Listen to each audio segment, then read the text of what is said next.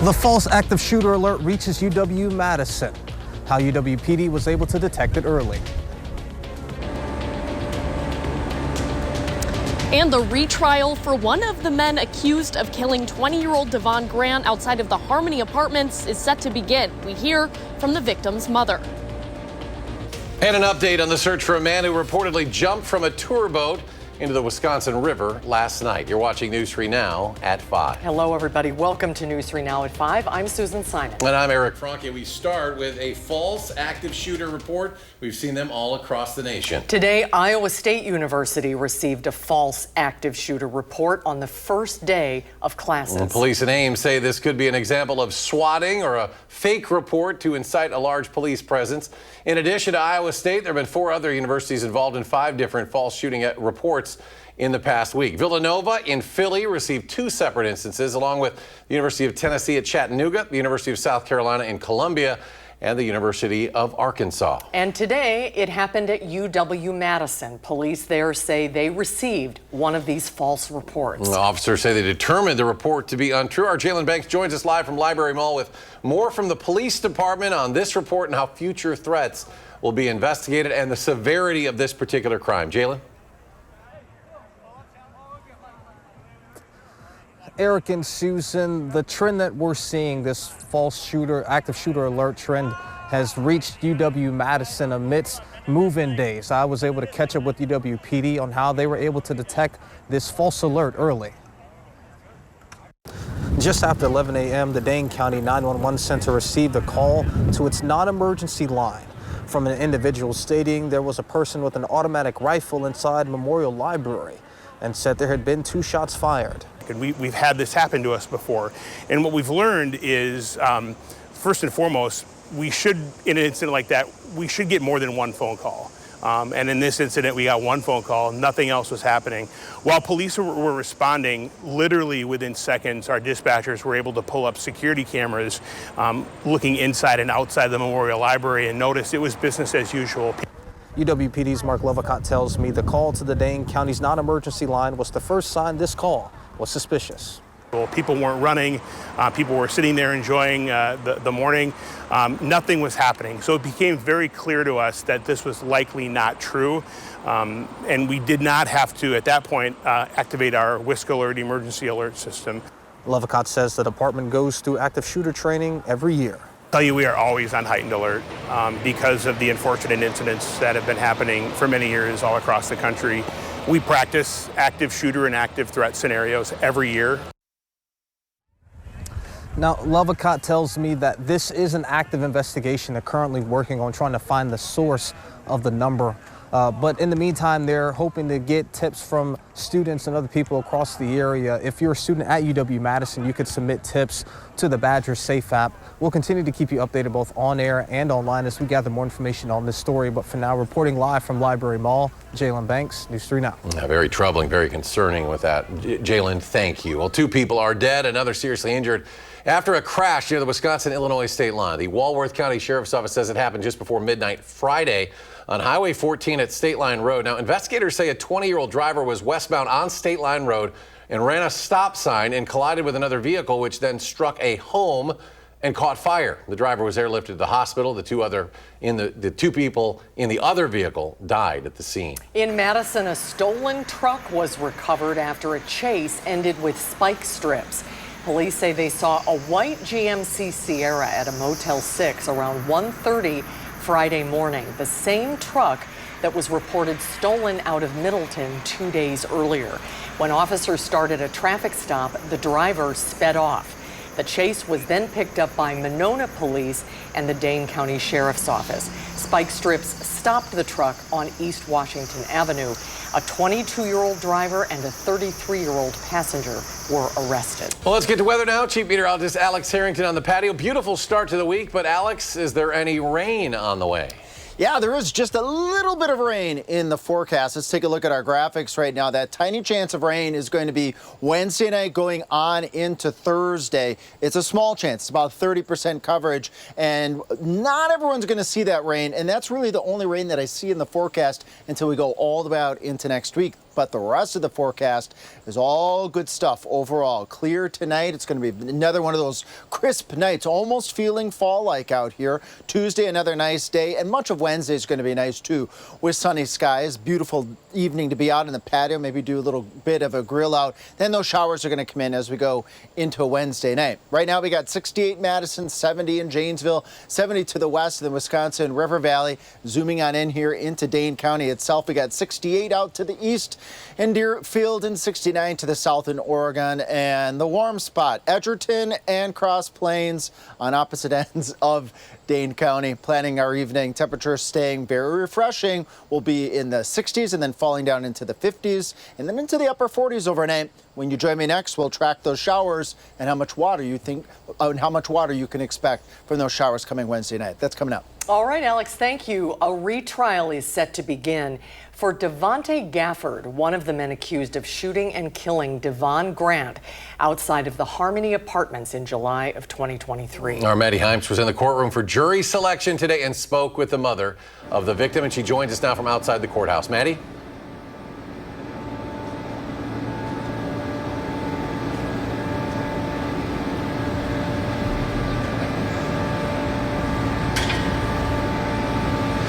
Like you said, the trial that will take place this week is a retrial for Devontae Gafford. Back in 2024, a jury found him guilty of possessing a firearm as a convicted felon, but that jury deadlocked on the two other charges in the case, those being first-degree recklessly endangering safety as party to a crime and first-degree intentional homicide as party to a crime. We have video here of Gafford taking the stand himself in that trial, where he claimed his actions were rooted in self-defense. Now, it's unclear if he'll take the stand himself again this week, but I did speak to Alicia Grant, mother of victim Devon Grant, who will be testifying. I'm gonna do what I have to do for justice for my son. Bringing back memories. I go through that memory every day. Those memories never leave. My son's smile, his jokes, you know, his hugs. I miss all that. So, yeah, it's gonna bring back a lot. Says the hardest part about going back to the courtroom for her is having to re-watch the security camera video of her son shot and falling to the ground that she expects will be played as evidence. Now, we'll have more from Alicia Grant coming up on News 3 Now at 6 as she prepares to testify again in this retrial. But for now, reporting live in downtown Madison, I'm Maddie Heims, News 3 Now. We'll see you at 6, Maddie. Thank you. The Juneau County Sheriff's Office says it has recovered the body of a man who jumped from a tour boat in the Wisconsin River.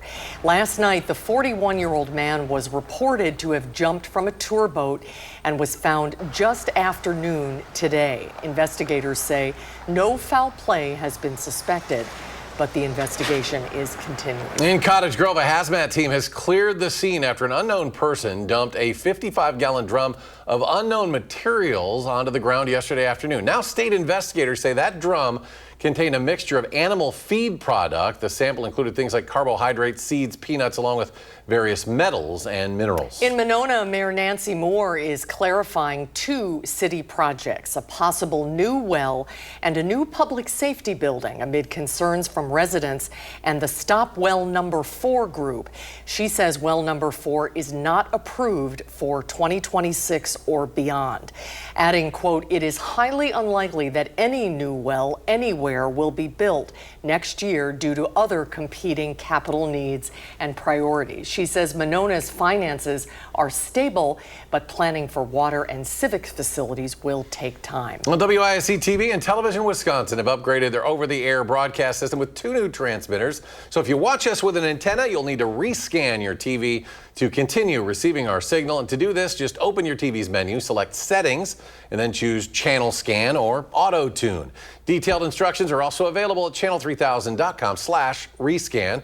If you watch WISC-TV through cable, satellite, or streaming, no action is needed. Well, ahead at 5, Alex returns with more details on a stretch of very comfortable weather ahead this week. And that's looking pretty good. And later, why 3rd District Wisconsin Congressman Derek Van Orden is being hailed a hero after a crash along a stretch of highway in Iowa. Plus, how a group of Boston Girl Scouts are coming to the aid of a young fourth grader as he faces a courageous cancer battle. And our Packers senior writer Jason Willie back as the Green Bay front office has to make some big roster cuts by a deadline tomorrow. Jason has a closer look at some of those decisions. And on Wall Street today, red numbers across the board. The Dow takes a 349-point dive. The Nasdaq off 47.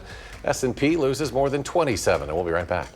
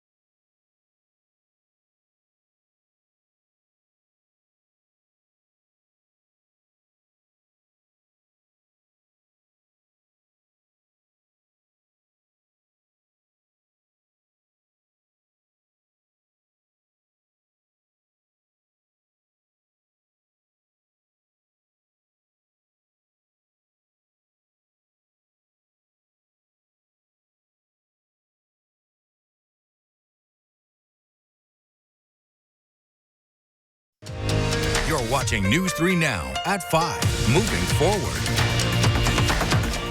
Well, the preseason came to a close for the Packers on Saturday with a 20-7 win over Seattle. Well, now it's decision time for General Manager Brian Gutekunst and head coach Matt LaFleur as the roster gets that big cut down by tomorrow afternoon. Our senior Packers writer Jason Wilde with more now from Lambeau Field. Now a little less than 22 hours away from the 3 p.m. Wisconsin time deadline tomorrow for the Packers to reduce their roster from 90 to 53 players. Now, they won't say goodbye to 37 guys. Some will be on an injured list or two. Others will be brought back on the practice squad once they clear waivers. But just as I told you about a couple of defensive players the Packers must make a decision on at 4 o'clock, now I've got 2 offensive players that will be keeping an eye on their fates before the deadline. One at running back, Israel Abanikanda. They really liked what they saw from him both as a runner and as a kick returner. There's no clear-cut kick returner if they don't want to use Keyshawn Nixon, their number 1 cornerback, on kickoffs this year. So that may help Israel's chances of making the roster, but they do have their 3 at running back, Josh Jacobs, Emmanuel Wilson, and Chris Brooks. So it's going to be interesting if they keep a 4th. And then at wide receiver, Cornelius Johnson. He played at Michigan in college, Badgers fans are familiar with him. He had some pretty big catches against them. He was on the practice squad last year. He had a strong camp this year. But now the Packers are getting healthy at wide receiver. They expect to have all those injured guys back in time for the September 7th opener. So we will see where Cornelius Johnson lands. I'm guessing it will be back on the practice squad if someone else doesn't claim him on waivers. So those are your two offensive players here at 5. We'll have all the coverage of all the cuts and all the personnel moves on channel3000.com for free. And while you're there, remember to sign up for our newsletter, which delivers our Packers coverage directly to your inbox. Back to you in the studio. All right, Jason, again, Tuesday, 3 p.m. is that cut deadline tomorrow. Packers will open a week from Sunday, September 7th, right here on Channel 3. 3:25 kickoff in the afternoon against the reigning NFC North champion Detroit Lions. That one will be at Lambeau Field. And a big day this Thursday. Join Eric and Andrew Banstra for Wisconsin Game Day live from Camp Randall Stadium. It's Thursday at 6:30, immediately following News 3 Now at 6. They'll get you set for the kickoff, break down the X's and O's, and take you through the Badgers' tough schedule this year. Everything you need to know for game day. Plus, we'll have a 15-minute online special broadcast afterwards. That's on channel3000.com. In Boston, a local Girl Scout troop is holding a bake sale over the next 2 weekends. It's to raise money for a 4th grade student named Case, who has been diagnosed with a rare brain tumor. Several troop members say they know Case and want to show their support, and proceeds from the bake sale will help Case's family travel to and from appointments. Supporters can visit the Boston Farmers Market this weekend or next, or just donate on GoFundMe or Caring Bridge. Oh, that's such a nice thing to do. We'll get everybody in the newsroom to buy some cookies for you, Case. And now to the forecast. Alex is here, and it feels like sweater weather out there. It's so nice. It's fantastic. I was just talking to WCLO, and I said this was the first weekend in a long time I went for a walk and wasn't fully sweating with as warm and as humid as it has been.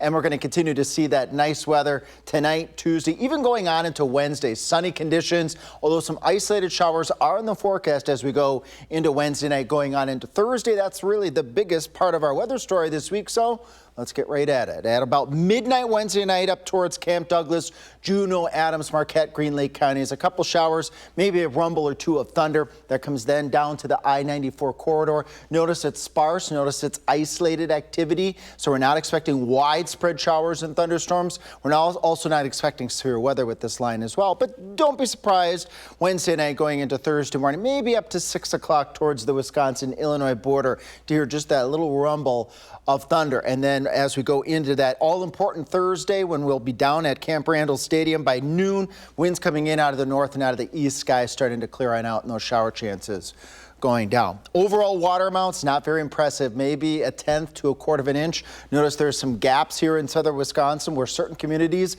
are not getting any rain at all, but if you're lucky, you might be able to get a 1/4, maybe a 1/2 inch if you end up getting one of those thunderstorms as we go into Wednesday night and then again into Thursday. And then we're going to just turn that stretch back into the nice, dry, pleasant period as we move through a good portion of the next 10 days. And you may be thinking, and it's totally understandable, that this month, with as wet as it has been, you should think we'd be significantly above normal for the month of August. And really, we're only 1 inch and 4/10 above normal. And for the year, we're sitting right at even, right at normal for the year for our annual precipitation. So we're not significantly above normal in the water department. This is something you always want to keep an eye on as you go into fall. Sometimes we get into a dry stretch, and we certainly don't want to go backwards with our drought conditions, because we're sitting right now, no drought across much, if not all of southern Wisconsin.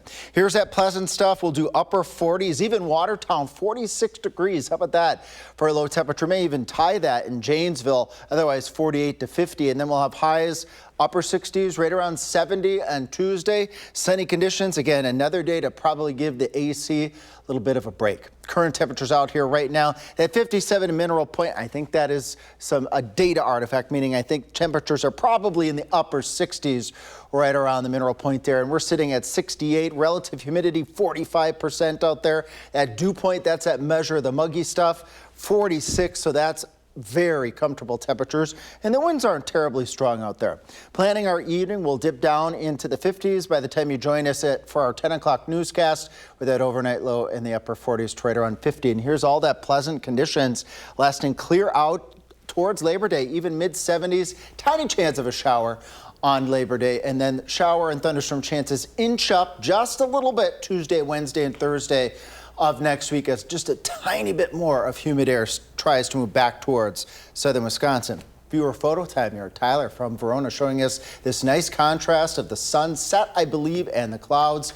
And all Tyler did, well, just scan that QR code, links you right up to our portal of weather photos, and then we can get your photos on air to show you the weather going on in southern Wisconsin. Susan, Eric. That's a beautiful one. Thank you, Alex. Still to come at 5, how the quick thinking of a Wisconsin congressman helped save a young boy along an Iowa highway. And why bald truly was beautiful over the week. You're watching News 3 Now at 5. Moving forward. Wisconsin Congressman Derek Van Orden is being called a hero after he helped save an 11-year-old boy who was involved in a severe crash. Now, this accident happened back on August 16th in Iowa after a minivan crashed into a semi parked along the side of the interstate. Matt Smith spoke with the congressman about his heroic act. About an hour outside of Des Moines Saturday, until I heard a massive, massive boom. A horrific crash unfolding on I-35.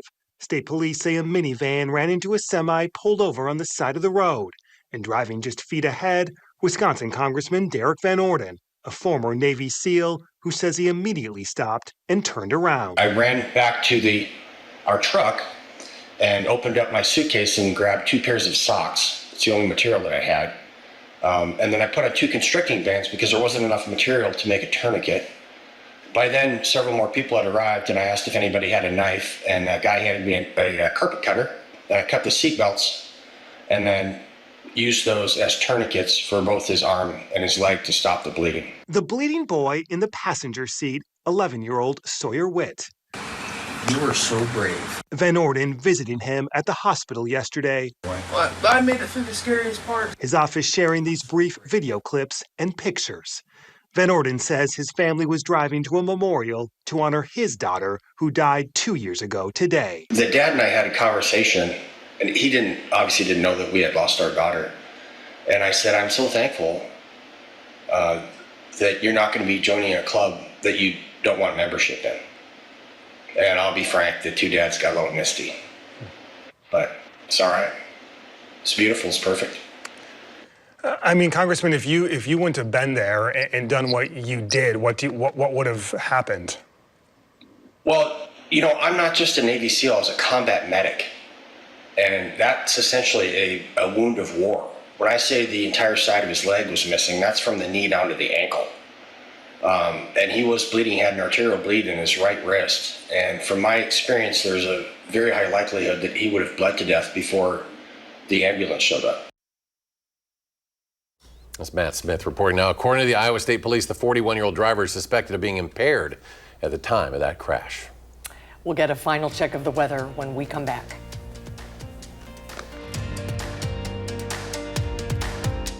Our Eye on America takes you to a camp that's a home away from homelessness. And you may recognize this man, Lieutenant General Russell Honore. He led the military's response to Hurricane Katrina.